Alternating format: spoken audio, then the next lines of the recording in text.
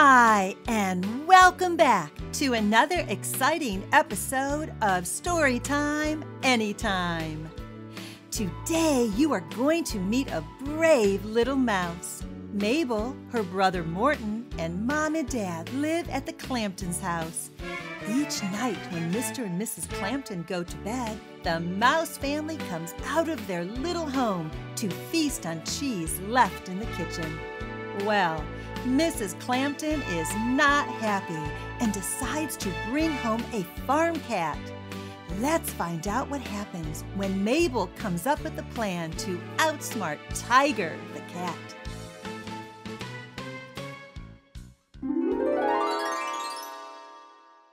The Brave Little Mouse. Mabel Mouse and her family lived in a cozy hole in the kitchen of Mr. and Mrs. Clampton.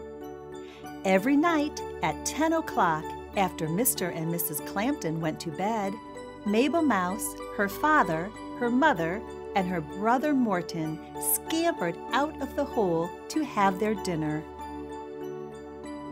Mr. and Mrs. Clampton loved cheese almost as much as the mice did, so there were usually several different kinds from which to choose. Mabel's father was especially fond of Swiss, and she loved to watch him pat his fat little belly happily after every few bites. When they finished eating, the mice went back into their hole. Mabel's mother knitted sweaters for them to wear in the winter, with pieces of yarn from Mrs. Clampton's knitting basket. Mabel played chess with her father, and Morton practiced his singing. The evening would end with a lullaby by Morton, who had a lovely voice and soon put them all to sleep. It was a fine life. One evening at 10 o'clock, when the family was preparing to leave for their evening meal, Mabel peeked out of the hole and gave a loud squeak. There, a cat was sitting in front of the mouse hole. He was big, with orange stripes, sharp claws, and bright yellow eyes. Just then, Mrs. Clampton plunked down a bowl and a litter box and said, "Now, Tiger, you come from a farm where you were very good at catching mice. I want you to get rid of every mouse in this house. We're tired of them eating our cheese." "Oh dear," whispered Mabel's mother. "He has to go to sleep sometime," said Mabel's father, looking at his pocket watch. An hour went by, then two, but Tiger was wide awake. At 1 o'clock in the morning, he ate all the food in his bowl, but kept one eye on the hole. By this time, the mice were very hungry indeed. Finally, Tiger yawned and closed one eye. "There," said Mabel's father, "he is going to sleep." But Tiger's other eye stayed open. For 2 whole days and nights, the mice stayed in their hole. They were growing thinner by the hour. Suddenly, Morton had an idea. "I will sing him a lullaby," he squeaked weakly. "That always puts us to sleep." Morton sat near the opening to the mouse hole and sang softly to the cat. Tiger only blinked once or twice at the sound, but he did not close his eyes. "I have an idea," said Father on the 3rd day.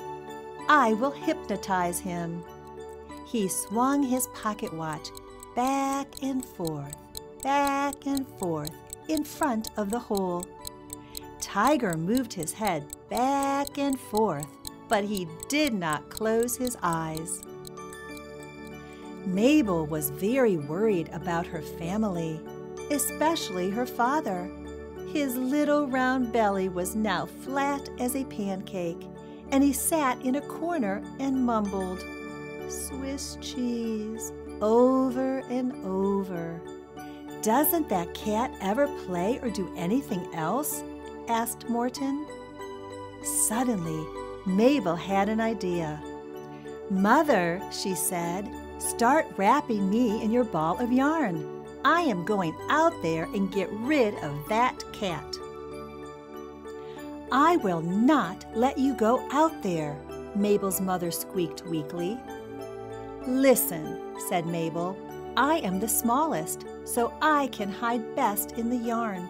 If we do not get rid of that cat soon, we will all die." "What are you going to do?" asked her father.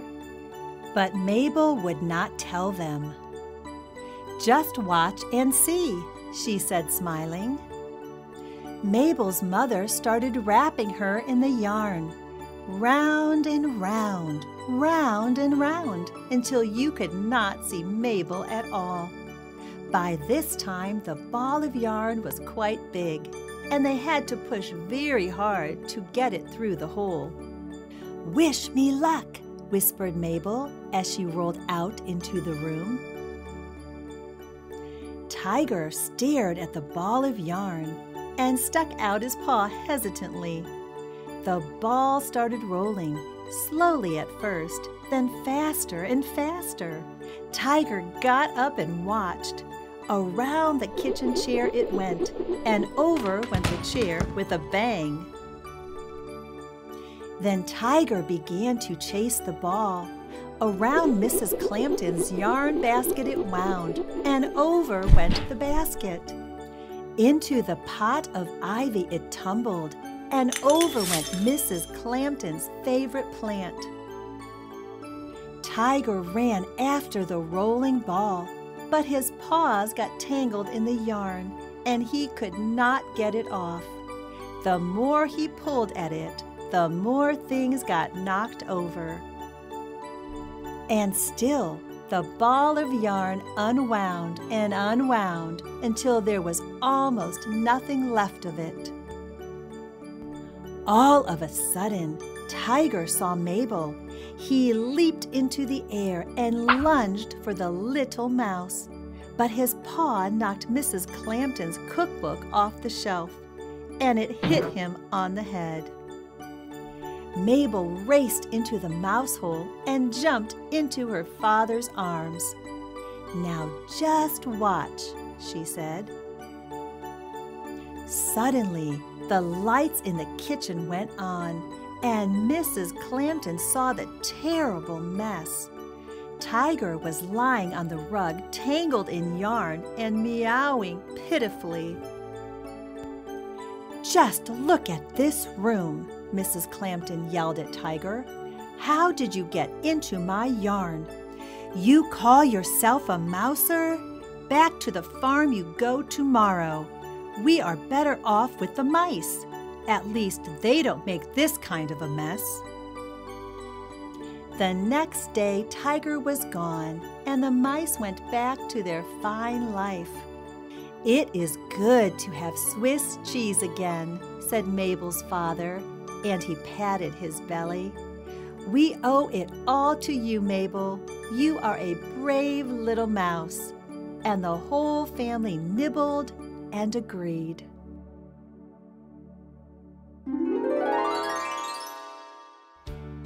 Mabel sure is a brave little mouse.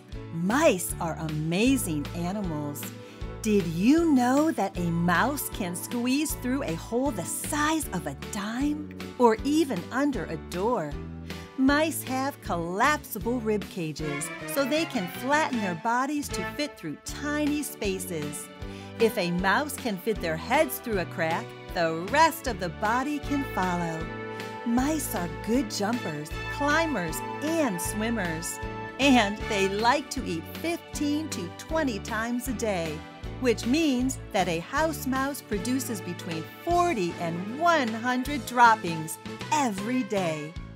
So I think I understand why Mrs. Clampton was not happy about the mouse family. Hopefully, Tiger likes his home on the farm. Speaking about cats,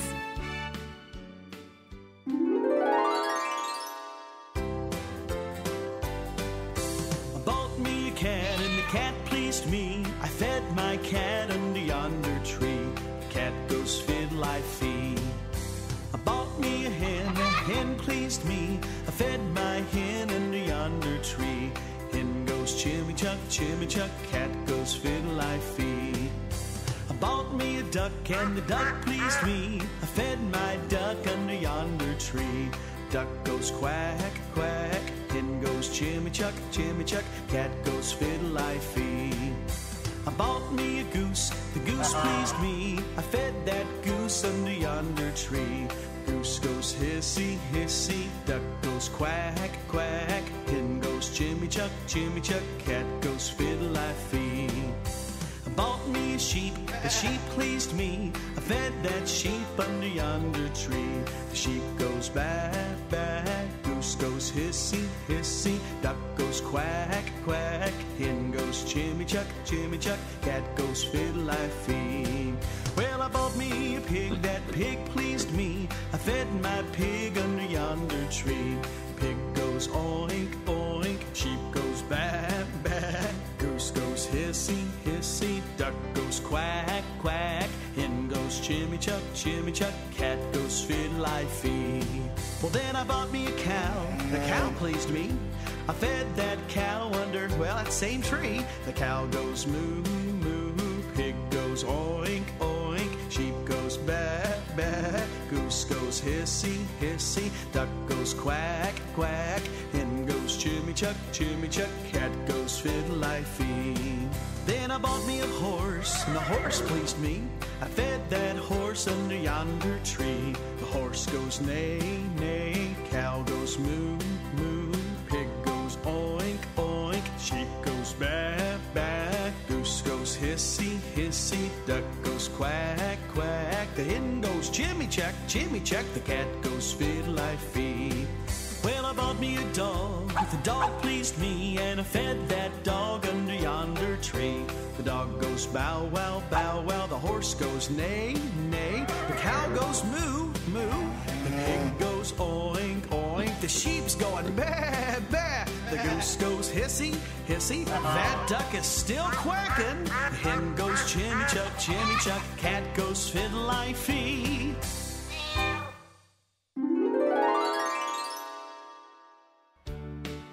Another animal that is quite amazing are ducks. Ducks have waterproof feathers. Even when a duck dives underwater, their downy underlayer of feathers will stay dry. Ducks like to stay with other ducks because they are social animals. And baby ducks, called ducklings, will stay near their mother for protection.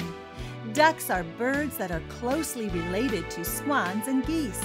They are also called waterfowl because they like to live near ponds and rivers.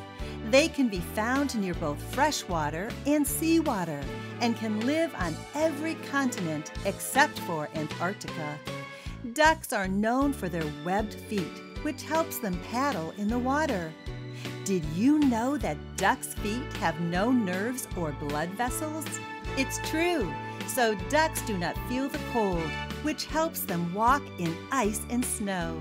Let's listen to a few fun songs about ducks.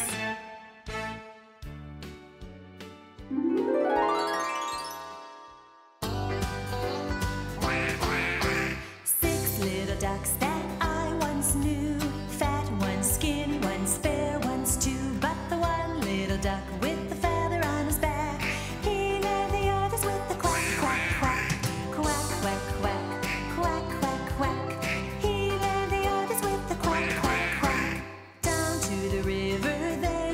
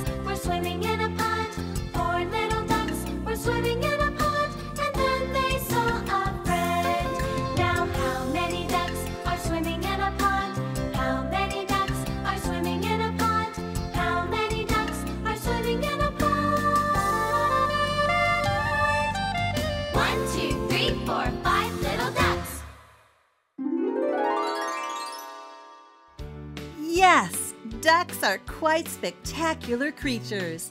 Isn't it fun learning interesting facts about different animals? I sure learned a lot today, and I hope you did too. So, keep reading, listening, learning, and of course, singing. Until next time. This has been brought to you by Twin Sisters Digital Media and Evergreen Podcasts. Be sure to hit subscribe. If your children enjoyed these songs and stories, go to twinsisters.com to find even more ways for them to sing and learn. Be sure to subscribe to our newsletter for our free download of the day giveaways and promotions on exciting new digital learning content like these and much more. And visit our friends at evergreenpodcasts.com. Thank you for joining us at Storytime Anytime.